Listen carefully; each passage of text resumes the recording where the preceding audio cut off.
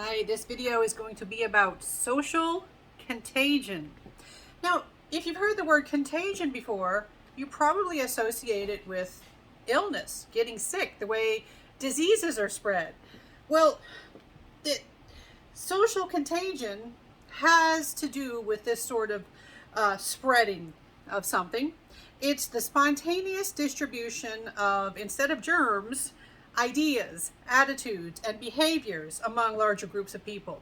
It's when our ideas, attitudes, and behaviors kind of act like germs and they spread, they catch, they go from one person to another. And you can have outbreaks of behavioral aspects. We do see that we have a high tendency as human beings to want to join groups, to join crowds. And the bigger the crowd, the more compelling it is to join and conform. All right, we like to do what the group is doing. All right, as a whole, as a group, we have this tendency. Now, one interesting idea that that comes out of this is something called mass psychogenic illness. Now here, we're making it sound like diseases again. And just like an idea can catch on, slang can catch on, trends, fashions can catch on and spread through groups, you can also have behavior that looks a lot like illness, disease, spread through groups.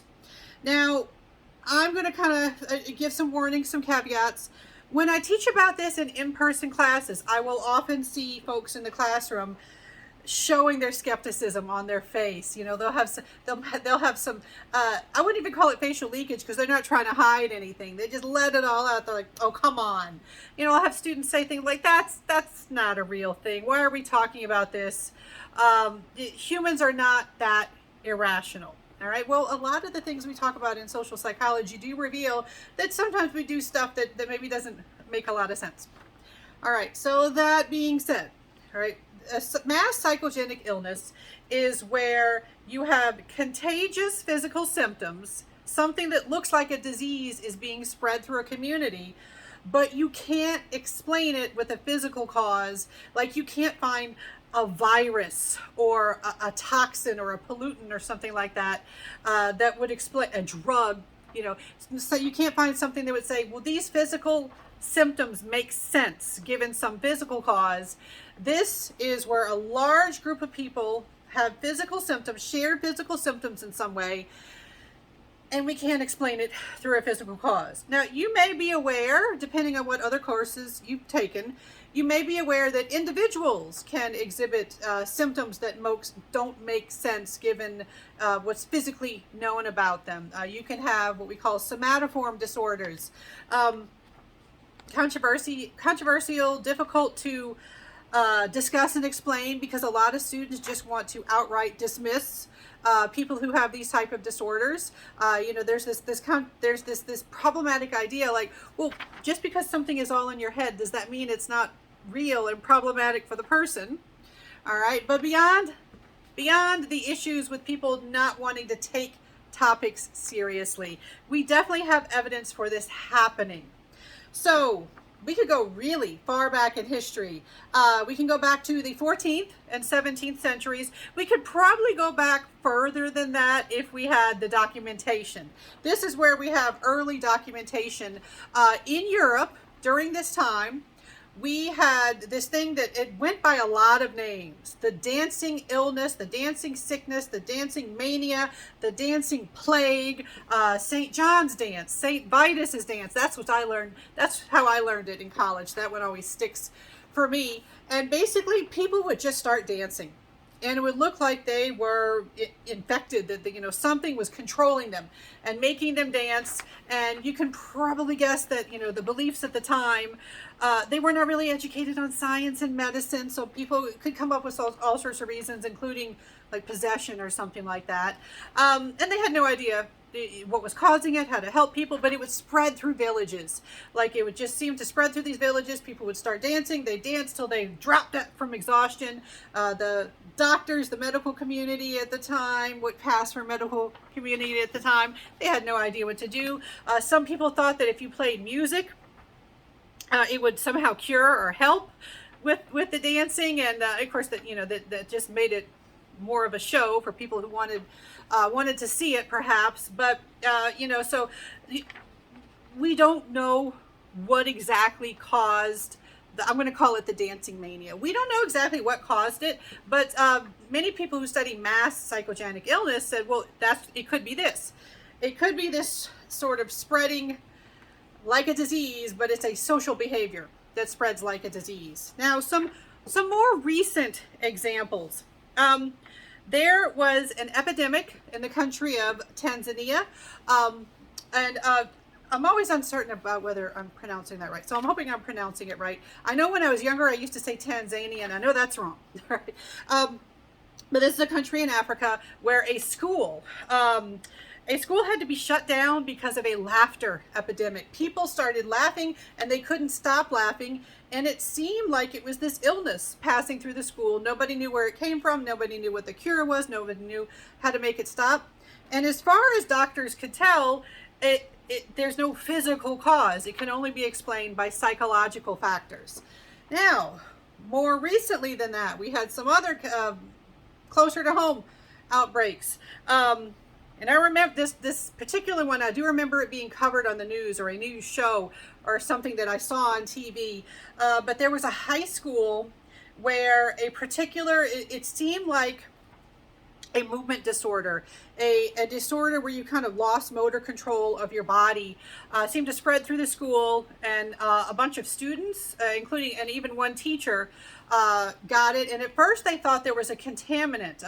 The parents who were concerned, they complained, and they thought there was maybe a contaminant in the school. They're like, hey, we need to disinfect to get them out of this toxic environment. And the doctors examining the girls, they said, there's nothing causing this. And again, just because there's no physical cause doesn't mean it's not very real for the person and very upsetting for the person when it happens. And in terms of explanations from like clinical psychologists and people who study psychopathology, abnormal psychology, they have possible explanations for how these symptoms could come about. We're not entirely sure of the whole process. We just know that this thing can happen. And yeah, again, I'll have some students, they'll just be dismissive, like, oh, well, they're just a bunch of crazy people. Why do we care about them? That judgment really has no place. Science, psychology, just if we're going to study a behavior, we have to study it without judgment. So that was one that I remember happening. And then more recently, and I'm going to link to a video where it can show you a news report type video about the recent phenomenon, or recent as of the time that I'm recording this, of the TikTok tick phenomenon. And I don't know if you've heard about this.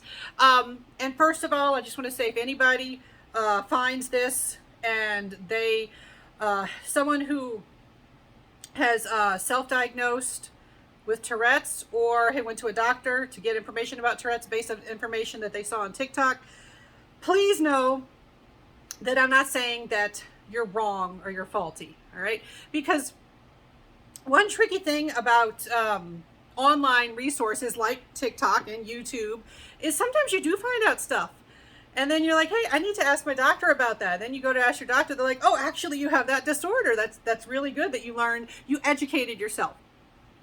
Is it possible to educate yourself from online resources and go to a doctor and get diagnosed with something? Yes, it is possible. So let's start there. Okay. But there has been this recent trend where there have been a lot of questionable cases of people who saw someone on TikTok documenting their life with Tourette's syndrome. Tourette's syndrome is a disorder that involves tics, which are uncontrollable movements, and they can be vocal tics or motor tics. Vocal is where you are making noises you can't control. Motor tics, you're doing movements you can't control. And it ranges from severe tics to mild tics. Actually, most people with Tourette's actually have mild tics.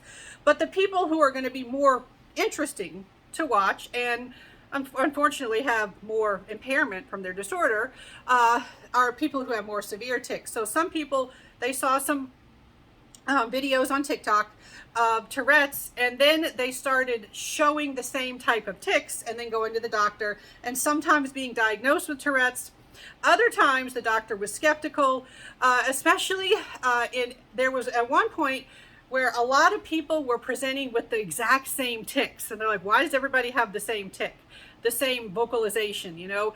And then it turns out there's this popular, you could say viral TikTok video showing that exact tic, and they're like, oh, okay, I think what might be happening is we have a mass psychogenic illness situation happening where it's being spread through the internet instead of line of sight, that the way it would normally happen or previously happen.